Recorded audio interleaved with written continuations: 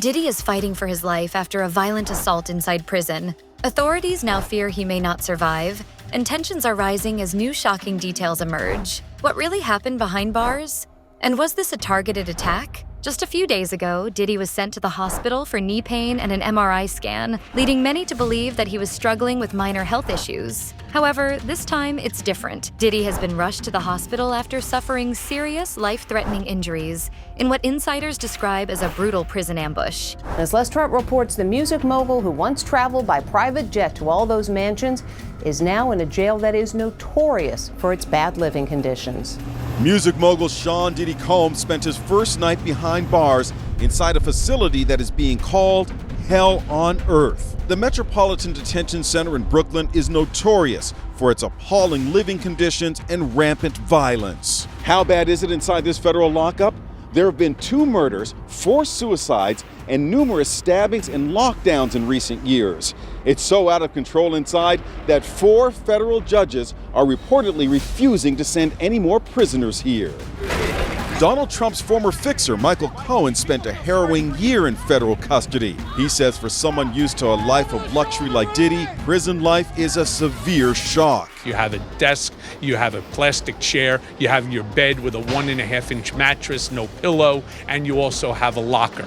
So you basically have 3 feet by 5 feet to move around. So you have a basic 15 square feet. According to reports, Diddy was blindsided by multiple attackers in a calculated move that left him badly beaten and unconscious before guards could intervene. Witnesses described the incident as chaotic, with Diddy barely able to defend himself before collapsing from the severity of his injuries. Sources inside the facility now claim that Diddy may have been set up, as threats had been circulating among inmates for weeks leading up to the attack. Reports confirm that Diddy was rushed back to the hospital, but this time it wasn't for knee pain.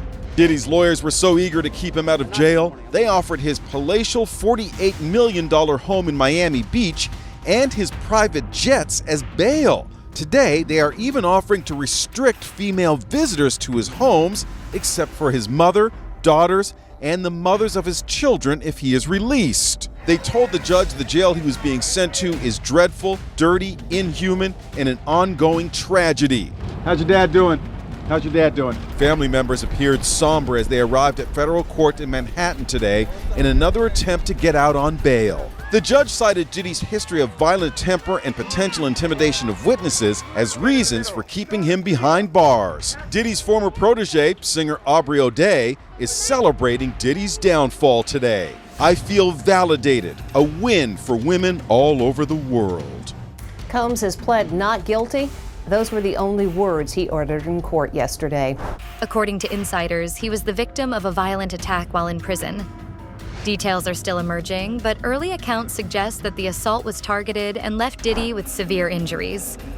Authorities are reportedly concerned that his condition is critical, and there are fears he may not survive. Prison insiders are revealing new details about what went down behind bars. Witnesses claim that Diddy was cornered and viciously assaulted, unable to defend himself before being left unresponsive on the floor. Sean Diddy Combs reportedly underwent treatment in a hospital as he continues to await trial on sex trafficking charges. According to Page 6, the 55-year-old was transported from Metropolitan Detention Center in Brooklyn, the federal prison where he was sent following his September arrest, late January 30th to undergo an MRI and was then soon returned to police custody later that night. The outlet cites a source as saying that the medical scan was authorized because his knee was bothering him. E! News has reached out to reps for Diddy and the Federal Bureau of Prisons for comment and has not heard back. The Grammy winner's attorney, Mark Agnafilo, tells TMZ, quote, "I cannot comment on anything related to prisoner movements. Also, I'm not commenting on anything related to possible medical issues." Diddy had shared in a since-deleted Instagram post in 2017 that he had undergone his 3rd knee surgery in a year. The Federal Bureau of Prisons has neither confirmed nor denied the reports about Diddy's hospital visit. Corrections officers stormed in, but it was too late. Diddy had already suffered major head injuries, multiple broken bones, and severe internal bleeding. The attack has sent shockwaves through the entertainment world. Diddy, once a larger-than-life figure in the music industry, is now fighting for his life behind bars. Fans and critics alike are struggling to process the news. How did this happen? And who could be behind such a brutal act? The prison administration is now under intense scrutiny. The hospital visit allegedly took place hours after federal prosecutors filed a new criminal indictment against the rap mogul, accusing him of coercing 2 additional women into commercial sex acts.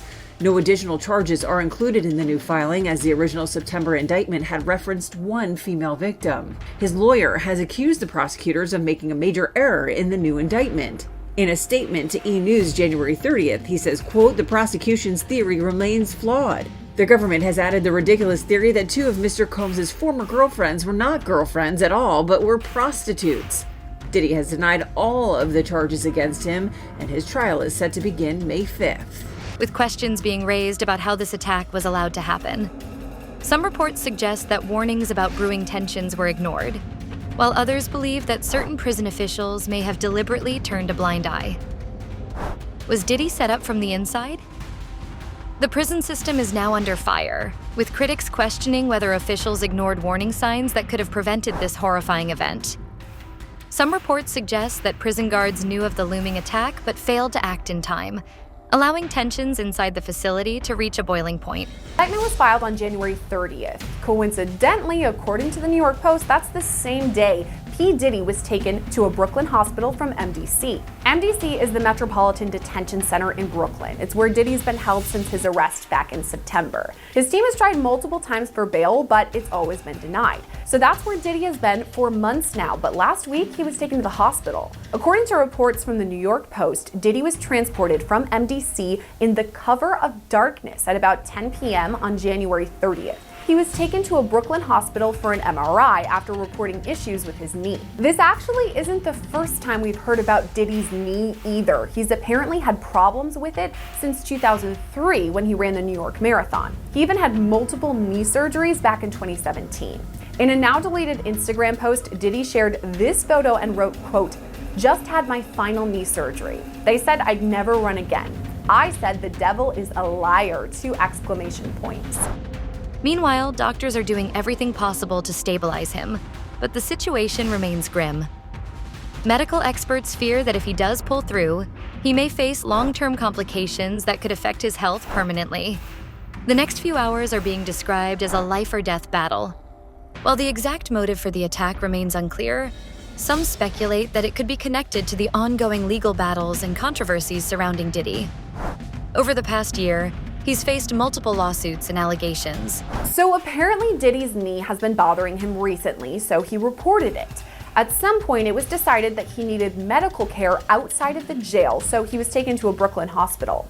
He was only gone for a couple of hours and came straight back to MDC after his MRI was finished. Diddy's attorney Mark Agnifilo told TMZ, quote, "I cannot comment on anything related to prisoner movements. Also, I'm not commenting on anything related to possible medical issues." A statement from the Federal Bureau of Prisons was released too. It says, quote, "For privacy, safety, and security reasons, we do not comment on the conditions of confinement for anyone in our custody, to include medical status or medical trips," which have tarnished his reputation and left him vulnerable. Could this attack be retaliation? Or is it simply a case of prison violence spiraling out of control? Legal experts are now weighing in on how this could reshape Diddy's legal battle. With his health in crisis, his attorneys may push for a transfer to a safer facility, or even argue for an early release on humanitarian grounds. But with serious charges still looming over him, is there any real chance of leniency? Investigators are actively working to uncover who was responsible for the attack. Typically, inmates are given a physical within the first 14 days of their arrival. And if there's anything that indicates that needs immediate follow-up, the medical team there will follow up immediately. However, if there's some procedures or some sort of medical processes they need to go through that are not available at the institution, or they can't bring someone in like a specialist to come in to perform that medical process at the institution, they will schedule medical trips on a monthly basis. And there's a review team that goes over those trips every month. But this particular process was a little bit different because, as you know, most doctors' offices and most folks that do MRIs and X-rays and things of that nature, they're on a normal work schedule, between, the normal business hours of maybe 10 o'clock and maybe 6 p.m. Was this a random act of prison violence, or part of a larger plan to take Diddy out? Some sources hint that rival factions within the prison had been waiting for the perfect moment to strike. Others suggest that this could be retaliation for past business dealings gone wrong. Meanwhile, doctors are working tirelessly to stabilize Diddy's condition, which remains extremely critical. He is reportedly suffering from severe head trauma, multiple fractures, and internal bleeding.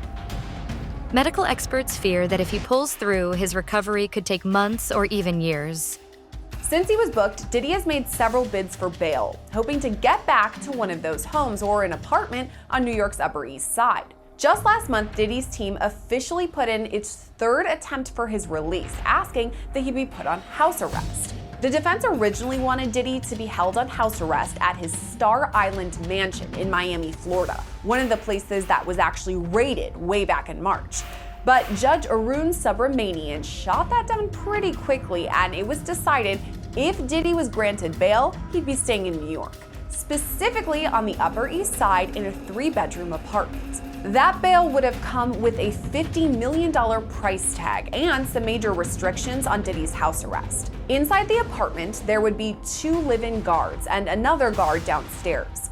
Diddy wouldn't be allowed to access any phones or the internet unless it was used to contact his legal team. And on top of all of that, there would be a vetted list of people approved to visit Diddy. And that's if he survives the next 24 hours. The entertainment industry is in shock, with celebrities and former collaborators offering mixed reactions. Some are demanding answers and justice, while others are staying silent, unwilling to be drawn into the controversy. Could this incident expose deeper conflicts within the music industry that have been hidden from the public eye? Diddy's team has remained tight-lipped about the situation, but sources close to the family say they are devastated. "This is a nightmare," one insider revealed. "No one saw this coming." According to a report from the Daily Mail, that's why Diddy had a breakdown. A person close to him apparently said, quote, "Spending the holidays behind bars was a nightmare for him." If we're to believe all this, Diddy had a meltdown in his cell and begged the guards to take him to the hospital for observation, but they refused. This same friend or person told the Daily Mail, quote, "He eventually managed to calm himself down with the meditation technique he's been using while he's been behind bars. It took him a few hours of deep breathing and focusing to get out of the bad space he was in, but he finally managed it." This isn't the first time Diddy's mental health has come into question while he's been at MDC. When he first arrived, he was on suicide watch, which the U.S. Department of Justice National Institute of Corrections describes as supervisory precautions taken for suicidal inmates that require frequent observation. Diddy's suicide watch was only temporary, though. He was housed in a special protective unit of the jail after that for the first few weeks of his stay. Everyone is praying for his recovery, but the reality is it's touch and go right now. Meanwhile, prison officials are scrambling to prevent further escalation, deploying additional security and isolating certain high-risk inmates. But many are wondering, is Diddy truly safe anywhere? Or will this only be the beginning of more violent encounters? Reports suggest that Diddy's condition is deteriorating, with medical teams preparing for additional emergency surgeries. Some sources close to the situation are whispering that his inner circle is already preparing for the worst-case scenario. Now, some of the reports are that P. Diddy had a breakdown or meltdown over the holidays when he is still at MDC behind bars. What do you make of those reports? Could he have had this meltdown? I believe the reports, and obviously Diddy is someone who's rich and famous and has lived a life of luxury for many years, and now he's in federal prison during the holidays. So this isn't someone who's a hardened criminal who has spent a lot of time in custody. So the fact that he's spending Christmas and New Year's and future holidays in prison is probably finally getting to him. So I'm not surprised that he cracked. You're right, it's definitely a change of tune from his lavish mansions and the holiday season to what he's experiencing right now. As far as the mental health side of things, I remember when Diddy was first arrested, he was put on suicide watch, so obviously keeping tabs on his mental health.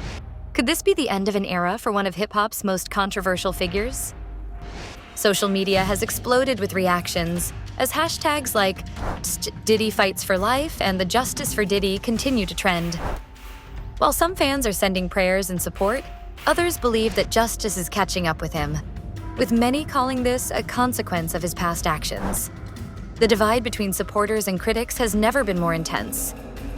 As the world holds its breath, the biggest question remains. I think so, and obviously, we haven't seen him, but your colleague Elizabeth has reported that he looks like he's lost some weight and he has some more gray and white hairs. I think it's taken a toll on him, and I think that he expected, for some reason, that he would be out on bond, and obviously that hasn't happened. There were 3 different bail applications that were denied by 3 different judges, and ultimately they withdrew their appeal. So now that it's hitting him that Diddy's going to be in custody at least until May 2025, I think he's just having a tough time coming to terms with it. Because like you said, here's someone that had multiple private jets, homes in New York, Miami, Los Angeles, and all of a sudden his only home is his prison cell, and he's not getting the Christmas dinner with his family. Who is truly behind this attack? And will they be held accountable? Could this lead to even bigger revelations, exposing powerful figures who have remained in the shadows until now? Or is this just another chapter in the ruthless reality of life behind bars? New reports suggest that Diddy had expressed fears for his safety just weeks before the attack, asking for increased protection that was denied. Some insiders believe that his wealth and influence made him an even bigger target among inmates who viewed him as an outsider. Could this attack have been planned long before he even stepped into the prison system? The timing of this attack is especially chilling, coming so soon after his hospital visit for knee pain. So breaking news right now, Larry, I am just getting word. People magazine says it's got a source on the inside that tells them that P. Diddy's on suicide watch tonight. Do your sources confer the same information? Are they saying it was possible?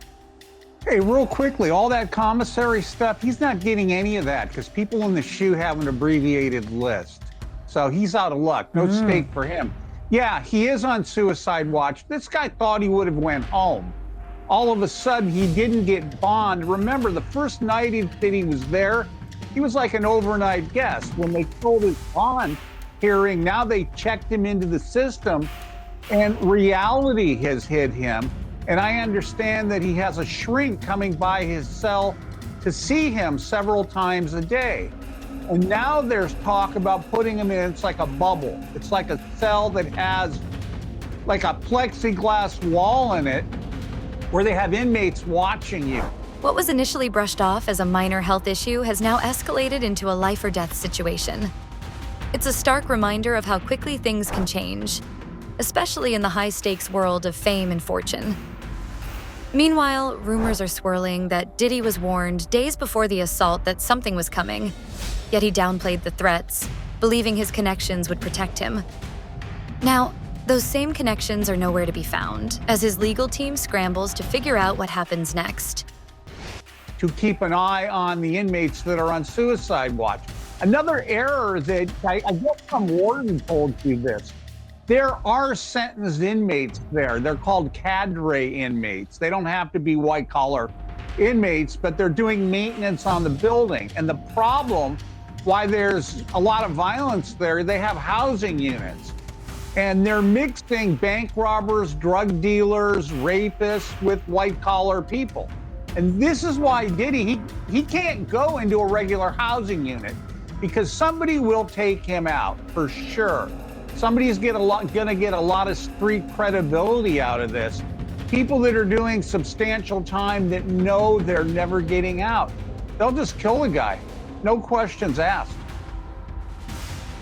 You think that they'd suck up to him because he's got a lot of money, and if... Security footage from inside the prison is reportedly being reviewed, with officials searching for clues as to who orchestrated the attack. Could this be part of a larger power play inside the prison? Or was Diddy simply in the wrong place at the wrong time? Doctors are now facing major challenges in keeping him alive. Reports indicate that he has undergone multiple emergency surgeries, with concerns over permanent brain damage. If he survives, will he ever be the same again?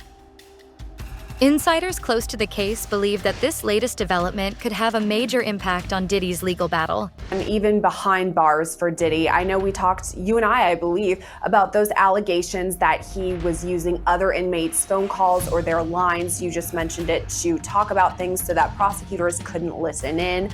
I'm sure that federal prosecutors are still keeping a very close eye on P. Diddy, his communication with the outside world, as it were.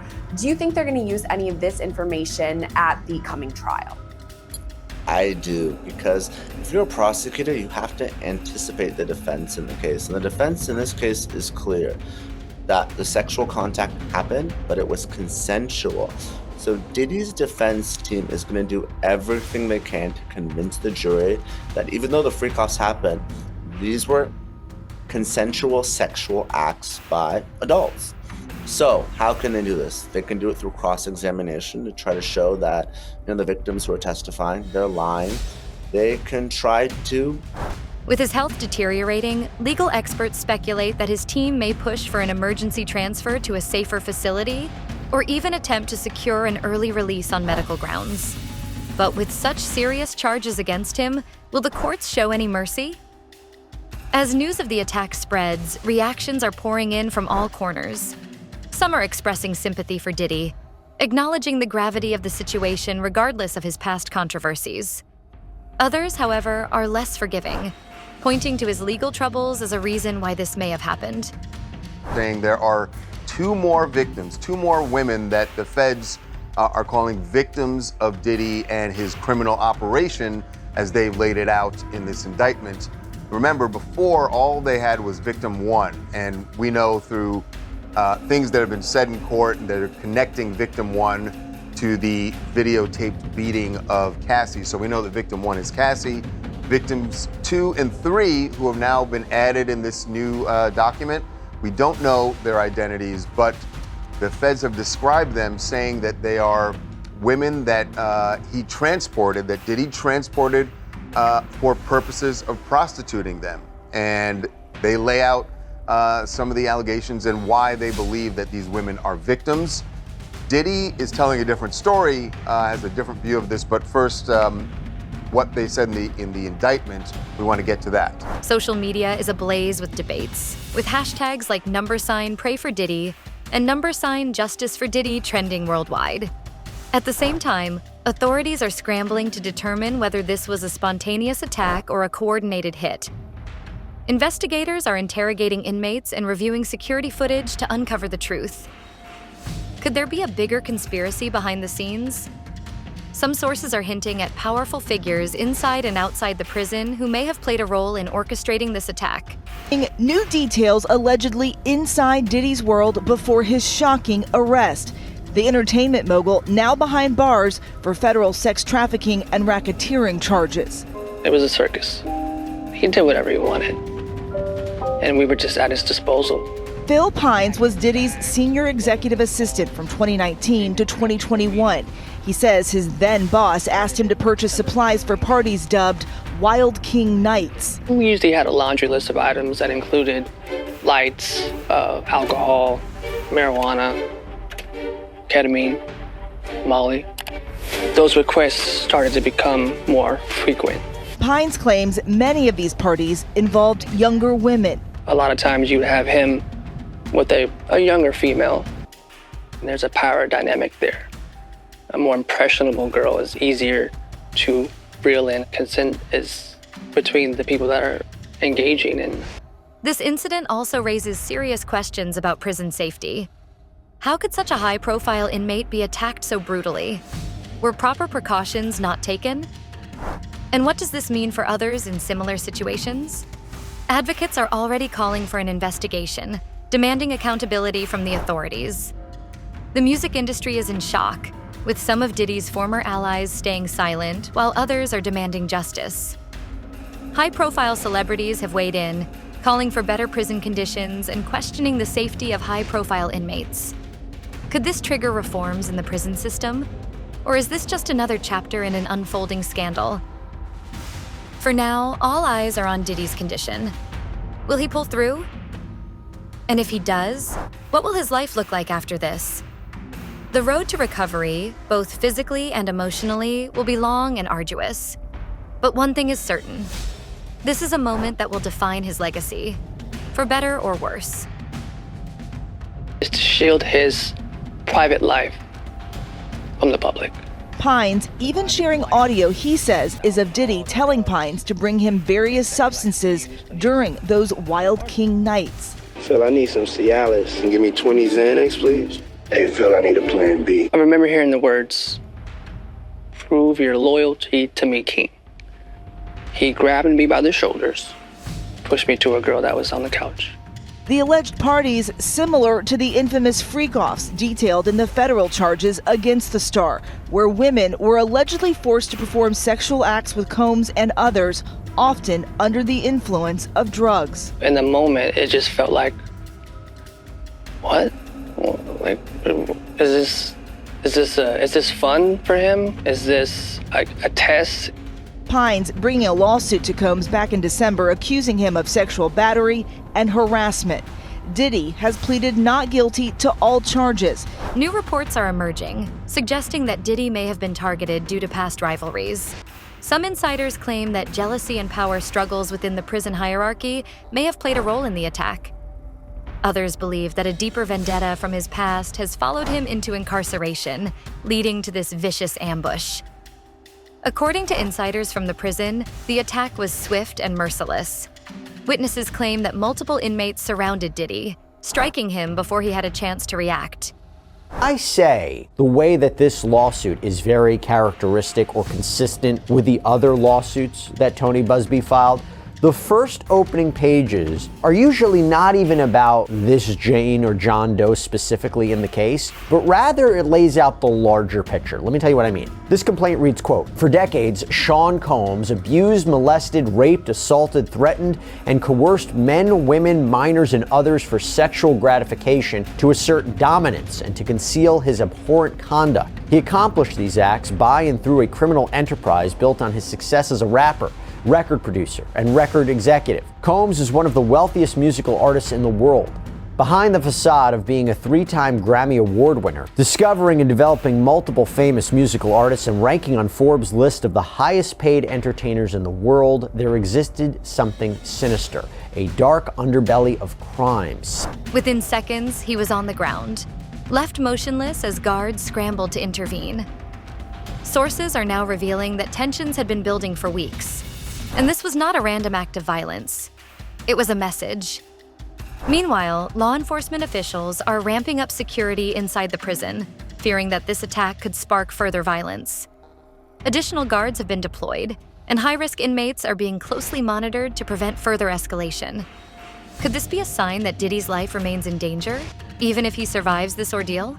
Now, you don't usually see an opening like that in a lawsuit, making a lot of allegations and statements about the defendant. Now, on one hand, it could be important if you're going to be suggesting later on why this John Doe didn't come forward earlier with his claims. Well, look at the power, the influence, the prestige, the resources of Sean Combs. Keep that in mind. But I will tell you what I find interesting, and I'll get into the legal point of this, why that opening paragraph's important. It almost reads like the criminal indictment that Combs is facing out in New York, where he's charged with the federal crimes of racketeering conspiracy, sex trafficking by force, fraud, or coercion, transportation to engage in prostitution. It is so similar. Namely, prosecutors allege that he used his business empire and his resources to abuse and traffic women, including through commercial sex acts.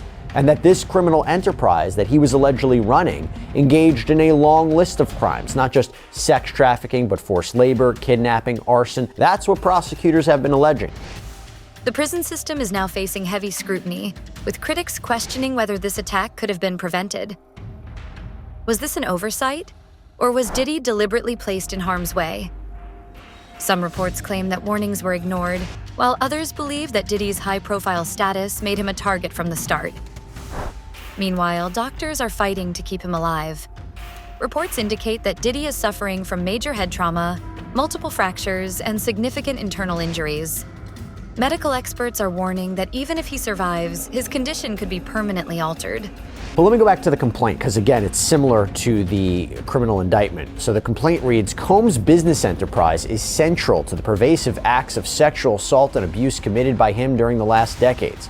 On the surface, each of these businesses served a legitimate purpose related to entertainment, music, and other subjects. But in reality, Combs, by and through himself and his agents, employees, and contractors, use these businesses to sexually assault, abuse, threaten, and coerce hundreds of individuals through sexual quid pro quo schemes, as well as to take advantage of individuals with impunity thinking the victims would never seek recourse. Combs and his agents, employees, and contractors through these Combs businesses would tell victims, this is what it takes to be famous. What are you willing to do to become a star? And perform this sexual act or else, to coerce the victim into performing a non-consensual sexual act for the gratification of Combs and his cohorts. Again, parallel to what is being alleged at the criminal federal level.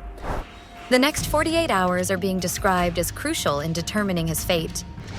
Doctors at the hospital are facing serious challenges in treating Diddy's injuries. Reports indicate that he has undergone multiple emergency surgeries, with medical staff working around the clock to stabilize him. Some sources claim that his condition is more severe than initially reported, leading to speculation that his road to recovery, if he recovers, will be long and grueling. The impact of this attack is reaching beyond the prison walls. Combs owed him millions of dollars, so what he wanted was Combs to be prevented from selling his mansion out in Los Angeles because there might have been an alleged effort to hide or get rid of assets. But what's the connection between Cardella Smith and Sean Combs? Well, in court filings, Cardella Smith claims, he alleges, that Combs drugged and raped him at a party in the 1990s out in Detroit. And he has even said that he has spoken with Sean Combs multiple times about a payout, even in person, which is something that Combs strongly denies. His attorneys later told the court, we don't even know who this guy is. But since Combs' team didn't respond to that lawsuit when it was filed, and Combs was allegedly served, the judge granted a default judgment in favor of Cardella Smith, and that meant Cardella Smith was apparently going to get $100 million. The default judgment is you don't respond, the court automatically rules in the opposing party's favor. Diddy's legal team is now reportedly considering taking legal action against the facility, claiming that his safety was knowingly compromised. Could this attack change the course of his trial? Some experts say that his deteriorating health could force the courts to reconsider his incarceration, while others insist that justice must take its course, regardless of his condition. As more details emerge, fans and critics alike are speculating on what this means for Diddy's legacy. Some say that if he survives, this incident could change him forever. Major legal fights, including more than a dozen civil lawsuits accusing the disgraced music mogul of rape and assault, as well as, of course, federal criminal charges that he's facing related to sex trafficking, racketeering. His trial currently scheduled for May of 2025. Now, Combs has always denied any and all alleged sexual misconduct and says he is looking forward to proving his innocence in court. Now, going back to Cardella Smith, the fight against Cardella Smith, this wouldn't be an easy one. He has become something of a serial filer of lawsuits and habeas corpus petitions and other filings in state and federal courts, most often representing himself. He's got these long legal filings, sometimes hundreds of pages long. They're full of citations and case law. I will tell you, though, Cardella Smith's personality certainly comes through in some of the language that he uses. He's also a big fan of run-on sentences. But anyway, attorneys for Combs have called out Cardella Smith, specifically that his claims, they say, forcing him to reflect on his past actions and possibly shift his perspective on life. Others argue that this is just the beginning of a downward spiral, with no clear path to redemption. Investigators are now digging deep to uncover the truth behind this attack. Was this an act of personal vengeance? A power move inside the prison? Or something even bigger? Authorities are interrogating inmates and reviewing footage, but answers remain elusive. In the legal world, Diddy's team is now exploring all options. Oil, this is important. I remember in another lawsuit filed by a different John Doe from last year, there was a claim in that case that Combs had laced baby oil with the date rape drug GHB. Now, this complaint continues. While plaintiff was in this disoriented state, Combs instructed him to perform acts that were outside the scope of the agreed-upon performance and limitations set by plaintiff and his agency. Combs instructed plaintiff to engage in acts such as pleasuring himself while Combs and the women engaged in sexual intercourse. Plaintiff, left in an incapacitated state after applying the baby oil to his skin, found himself mentally and physically unable to resist or express his discomfort, leading to his unwilling compliance with Combs' demands, essentially meaning he didn't consent to any of this. Once the intoxicating effects of the substances have subsided, plaintiff felt a deep sense of humiliation and shame for being coerced into such acts. Some reports suggest that his lawyers are considering filing lawsuits against the prison for negligence, arguing that they failed to prevent an attack that could have been avoided. If successful, this legal battle could lead to major changes in how high-profile inmates are protected while incarcerated. The music industry is in shock, with Diddy's closest associates demanding accountability. Some high-profile figures are speaking out, calling for better security and protections for high-profile inmates. Others, however, remain silent, distancing themselves from the controversy. John Doe claims he was, not surprisingly, excited for what could be a, quote, tremendous opportunity. He gave Combs his phone number. Now again, it's interesting that if you take this timeline as true, after everything that Combs allegedly did to him, to now get even closer to him, again, that could be a problem for this case, but we continue. But from there, John Doe claims that Combs invited to meet several times, offering to listen to John Doe's music, traveling to Las Vegas, New York City, LA, Miami. And he said that Combs paid for and arranged travel and hotels through Bad Boy Records. By the way, important because if you're talking about sex trafficking, it seems to be suggesting that he's using company resources to move someone across state lines to sexually abuse. We'll get to that in a minute. But he says that Combs would pat him down, take his phone, and then this is really crazy. So he claims that Sean Combs had a gun on. Could this be the beginning of an even bigger unraveling? With tensions running high, prison officials are now in damage control mode, scrambling to explain how such a violent attack was allowed to happen. Some sources suggest that internal investigations are underway, with potential disciplinary actions looming for staff members who may have ignored critical warning signs. Sources are now claiming that Diddy had been receiving anonymous threats for weeks, but chose not to speak out, possibly believing that his status would protect him. But according to him, all of this wasn't real. According to him, Sean Combs wasn't interested. According to John Doe, Combs would quickly move the conversation to, hey, perform a strip show for me. And John Doe claims Combs even said things like, aren't we friends now? And according to John Doe, he claims during these strip shows, and I'm sorry to get into this, that men and or women would be present. He was required to get undressed, that Combs would allegedly barricade everybody in the room while all of this was going on. Again, he claims Combs had a gun with him, meaning he felt trapped and in fear. He again says he was forced to apply baby oil to his own body. He would feel drowsy, lethargic, weak, numb. He claims he even stumbled over furniture. He was disoriented. He claims Combs would keep pushing the baby oil on him, saying things like, you're getting a little dull, rub some more baby oil on yourself. And John Doe alleges that if he didn't do this, Combs would become angry. He even allegedly squirted the baby oil on him. That illusion has now been shattered. Could this mean that other powerful names in the industry are also at risk? Some insiders believe this attack is connected to a bigger network of rivalries that go far beyond the prison walls. Meanwhile, prison authorities are scrambling to restore order, fearing retaliation from Diddy's allies inside. Additional security measures have been implemented, but many question if it's too little, too late. If the system failed Diddy, who else is vulnerable? These videos, another reason why I think we deserve them, and deserve copies of them, is they were taken from victim one's device, not Sean Combs. So the idea that he kept these videos as collateral or blackmail as a form of power and control over victim one doesn't hold water.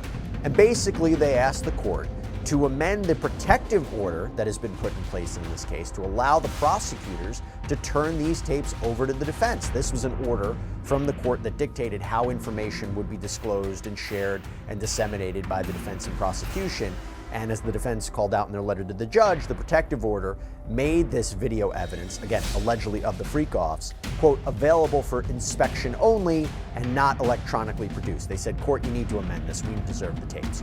And they also argued, by the way, that we need these videos, we need copies of these, because they said that the audio on the tapes, you can barely hear it. And the lighting is very bad, that the images are dark and grainy. So we need our own expert. Doctors are warning that Diddy's road to recovery, if he recovers at all, will be long and grueling. Reports suggest he has already undergone emergency surgery, with more procedures expected in the coming days. Insiders claim that his team is preparing for the worst, while others remain hopeful that he will pull through. As the hours pass, the world remains on edge, waiting for updates on Diddy's condition. Will he survive this brutal attack? Will justice be served for those responsible? And most importantly, what will be the long-term consequences of this shocking event? One thing is clear: this story is far from over. As new details continue to emerge, we will bring you the latest developments in this unfolding scandal. So, what do you think? Was this an orchestrated attack? Or just part of prison life? Drop your thoughts in the comments below. And don't forget to like, subscribe, and hit that notification bell to stay updated on all the latest breaking news. We'll see you in the next video.